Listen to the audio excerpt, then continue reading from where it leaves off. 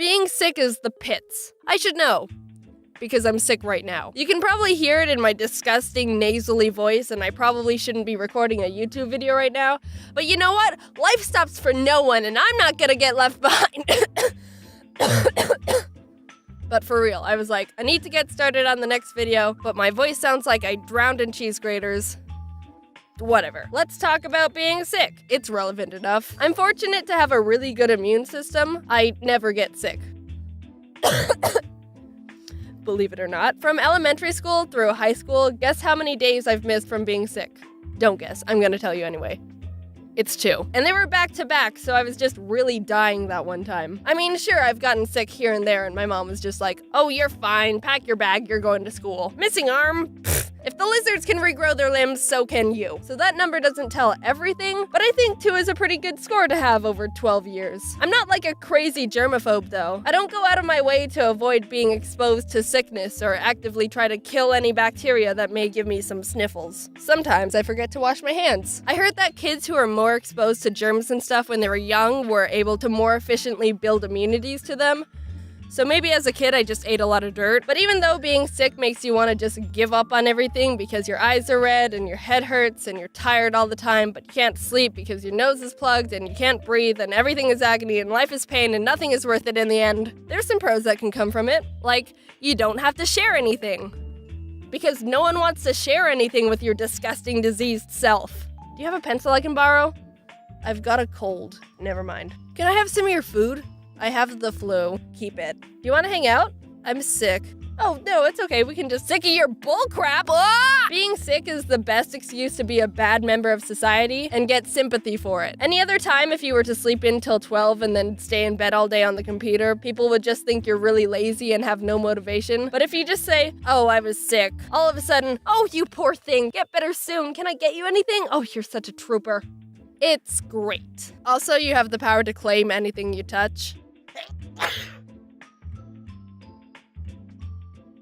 To each their own, but I also use being sick as an excuse to not talk to anyone because I'm a pathetic shy blob. Good job, immune system.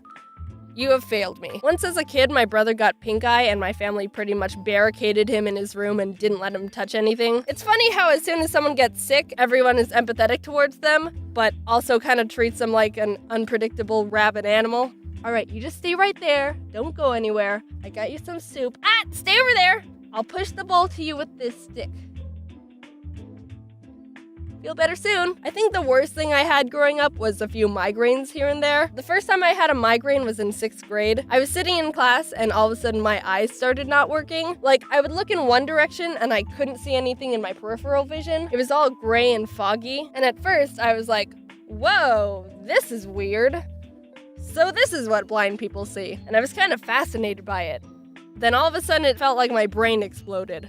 I got to go home early. But I don't count that as a sick day because I was at school for the majority of it. If you've never had a migraine, take a moment to just appreciate that because they're one of the worst things ever. I mean, there's worse, but they're up there. I haven't even had any really bad injuries either. The only serious injury I've had was when I was 9. I'm saying serious because I had to go to the ER, but it's really not that bad. For my birthday one year, my parents got me Heelys. Do you remember those? The shoes with the wheel in them? I didn't specifically ask for them, but after a few months, I decided to start trying them out. I'd roll around in the house up and down the halls, and it was pretty fun. Then one time, I decided to take them out on the streets. Our neighborhood was on a slant, so there was a bit of a steep angle to the cul-de-sac, and I was like, this is a good idea. Foreshadowing, it very wasn't. I started going down the road and picking up speed, and like 2/3 of the way down, the tiniest little pebble was like, hey there, friend, and clogged the wheel and threw me forward. I hit my head on the road and opened a huge gash in my chin. My mom was outside talking to our neighbor, so she saw the whole thing and was like,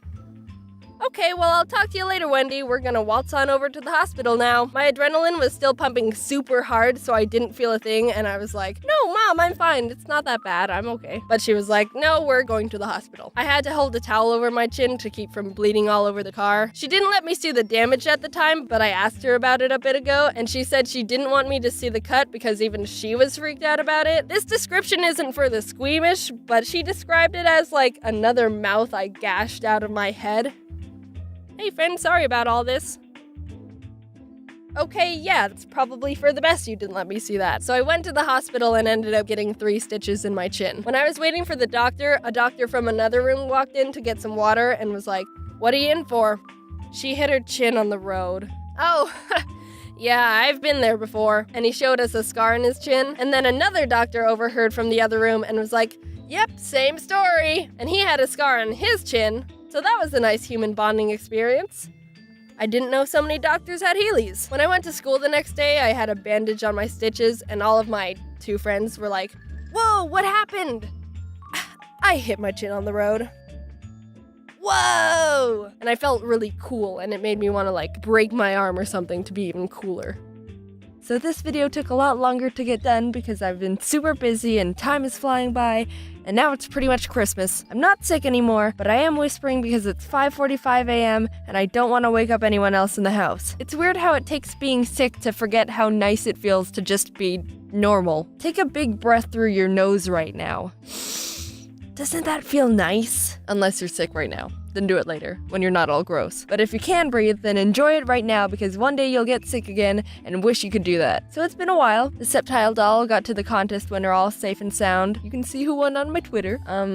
There's probably something else I need to quickly say, but I can't think of anything right now. Why does time go by so quickly? I feel like not a lot of people stay for these end cards, so I'm just gonna start rambling. Back when I was in school, it felt like every week dragged along, and now it feels like I have no time to do anything. Probably because school is boring and making YouTube videos isn't, and I've got so much to do all the time. Well, either way, I hope you have a Merry Christmas, or a Happy Hanukkah, or whichever holiday you celebrate. Ari says hi. Also, one of my friends showed me this cool thing he found on Reddit about how to unclog your nose when you're sick and congested. I'll put a link in the description if you're interested. I tried it when I was sick, and it actually worked for a bit. Pretty cool stuff. Anyway, talk to you in 2018. You're never gonna hear from 2017 Jaden ever again.